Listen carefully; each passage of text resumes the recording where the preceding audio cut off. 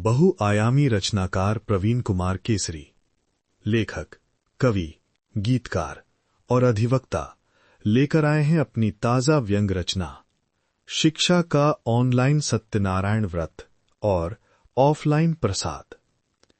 ये कोई साधारण किस्सा नहीं, बल्कि हकीकत पर व्यंग का तीखा वार है। यहां हंसी भी है और चुभन भी। कभी जोर से ठहाके लगवाएगा तो कभी सोचने पर मजबूर करेगा। सब कुछ एक ही दर्पण में। हाथ से यहां सिर्फ गुदगुदाता नहीं, बल्कि सच को चुभोकर हंसी में बदल देता है।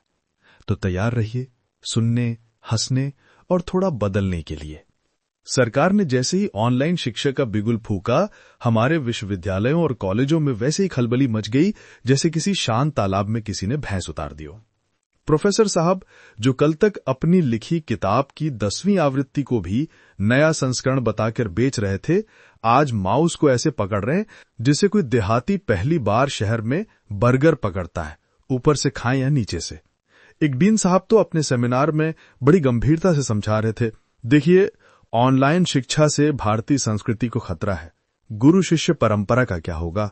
वो जो छात्र हमारे पैर छूकर आशीर्वाद लेते थे, अब क्या इमोजी भेजकर काम चलाएंगे?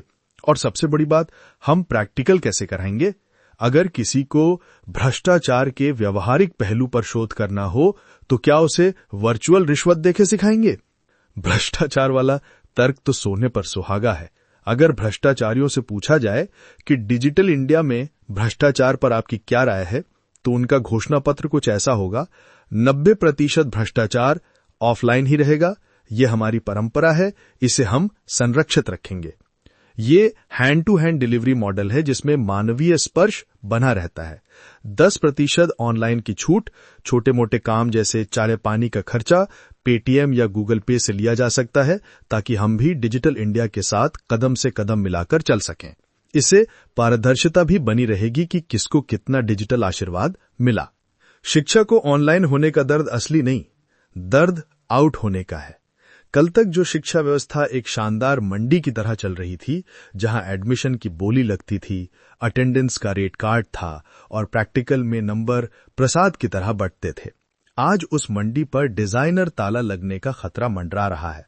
सोचिए, एक छात्र अपने प्रोफेसर को फोन करता है।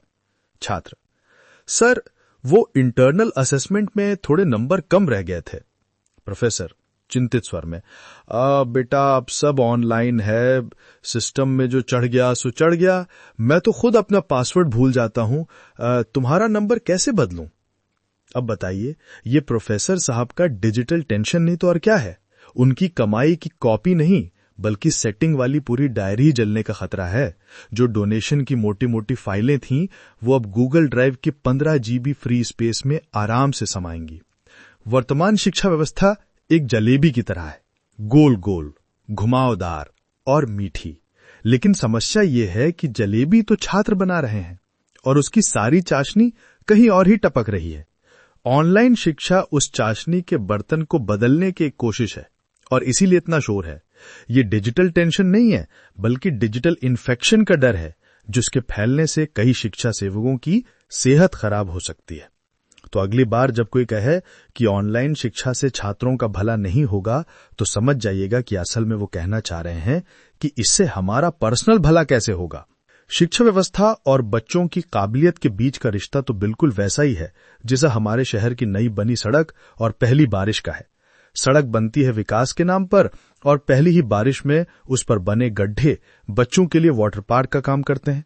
सरकार कहती है डिजिटल इंडिया, और हमारे शिक्षाविद कहते हैं तौबा तौबा, ये कैसा माया जाल है। शिक्षा अगर सचमुच मीठी जलेबी है तो उसकी चाशनी छात्रों तक पहुंचे, न कि बीच रास्ते में रिसकर ठेकेदारों के घर पहुंच जाए। तकनीक से डरना नहीं है, उसे साधना है, ताकि शिक्षा सचमुच विकास की सड़क बने और पहली ही बारिश में गड्ढों का तालाब न बन जाए।